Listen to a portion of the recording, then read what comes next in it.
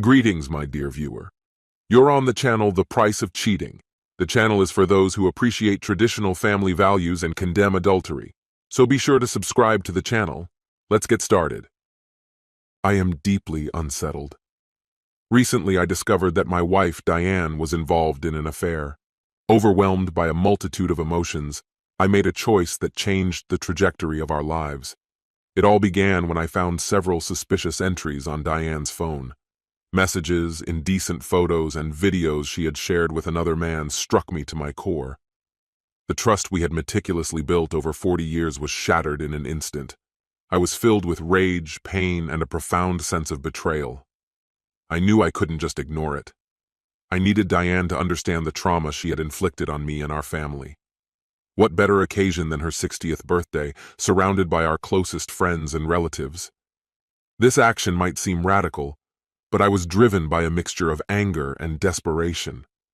In the days leading up to the party, I meticulously prepared a presentation to reveal Diane's infidelity. However, as I continued working on it, I began to reconsider my approach. Instead of focusing solely on the incriminating evidence, I decided to highlight the beautiful moments we had shared over those 40 years. During the party, I stood up to deliver my speech. I recounted how Diane and I first met, the day of our wedding, the birth of our daughter, and the many joyful memories we had created as a family. The purpose of my speech was for everyone to remember the love we once shared. However, as the mood began to fill with warmth and nostalgia, I transitioned to the presentation. The image on the screen flickered, exposing conversations between Diane and her lover. The shock and disbelief on our guests' faces were evident as the truth was revealed. Yet, that wasn't the most crucial part. I took a bold step by replacing Diane's original birthday cake with one that featured explicit images of her and her partner. During the cake presentation, I asked everyone to sing birthday wishes to Diane, who was clearly distressed by the turn of events. It was an unexpected and shocking moment for everyone present. To make matters worse, I handed Diane divorce papers in front of the crowd. The room fell silent, and tears filled her eyes. This was an incredibly painful experience for her. Following this, Diane's relatives, including her parents, criticized my actions, insisting that I had crossed a line and publicly shamed her. They found my actions unnecessary and cruel. At the same time, I was grateful that my family, including our daughter, supported me. They understood the difficulties I had faced and deemed my actions justified. Now, looking back, I can't help but wonder if there might have been a more compassionate way to handle the situation. Perhaps it would have been better to consult a therapist or discuss our issues face to face, but that wasn't an option for us. At that moment, I felt compelled to reveal the truth in a dramatic way. Diane did not contest the divorce. Admitting her affair, she surprisingly claimed that my demanding work schedule had driven her to seek comfort elsewhere. According to her, her lover gave her a sense of youth and love, filling a void she felt existed where I wasn't. Sensing something was amiss, my daughter was misled by Diane. Skillfully manipulating the situation, Diane spread misinformation to protect their secret. I painfully realized that my daughter had to endure the confusion and emotional upheaval caused by their actions. As for the lover, I discovered he had once been my employee, but a crisis had forced me to fire him due to financial difficulties. I never imagined he would re-enter our lives and play a key role in destroying my marriage.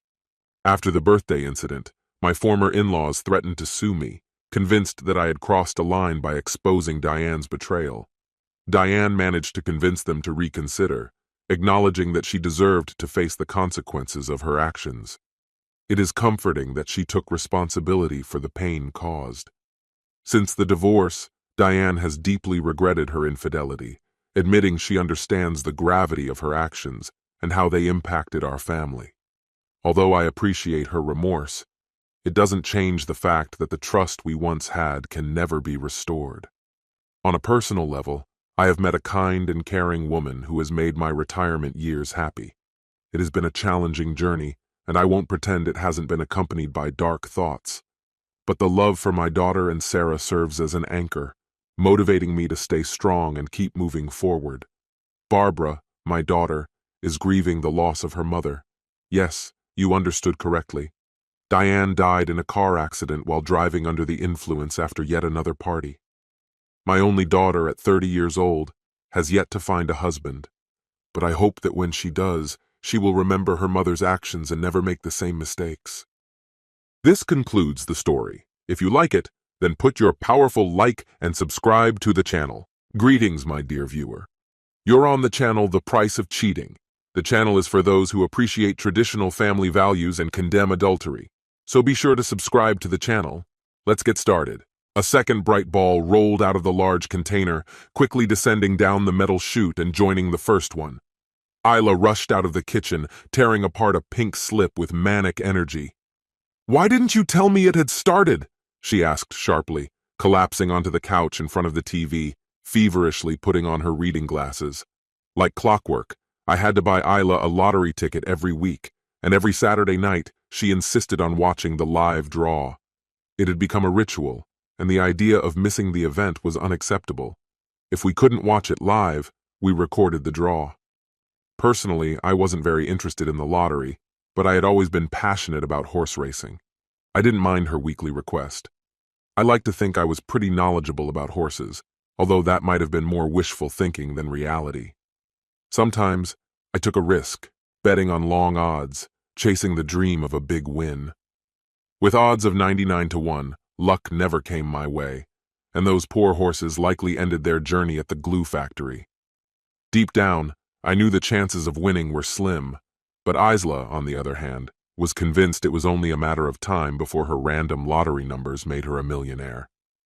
Though my horse racing bets were improbable, Isla's chances of hitting the jackpot were even worse, 30 million to 1. When we first met, I thought she was the perfect match for me. Playful, witty, and always ready for a fight, she never backed down, whether it was with family, friends, or even strangers. But after 5 years of marriage, I realized her major flaw, an obsession with wealth and material possessions. Meanwhile, I was content with the simple joys of life, a good conversation, a few pints at the pub, or a day at the races. As my father used to say, prosperity is just another form of feast. And here we were, 32 years into marriage, with Isla perched on the edge of the couch, her eyes darting between the crumpled ticket in her hands and the television screen, where the numbers were being drawn. Suddenly, her eyes widened in surprise.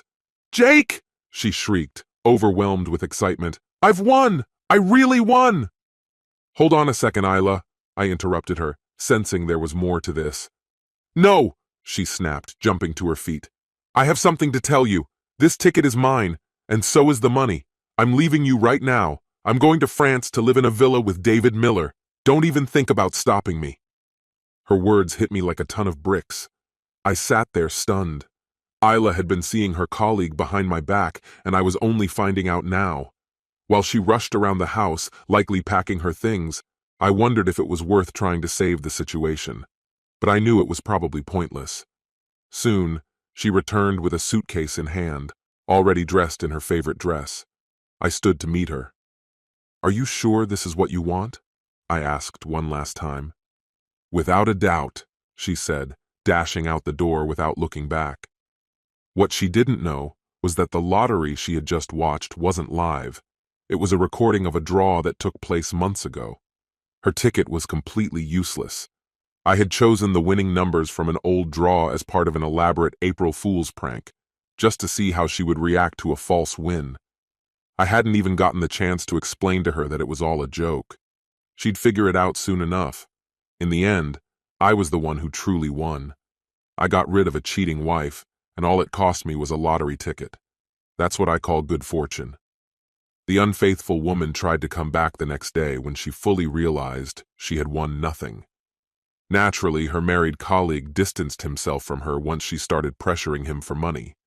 That's the kind of mercenary woman my wife turned out to be after 32 years of marriage. This concludes the story. If you like it, then put your powerful like and subscribe to the channel.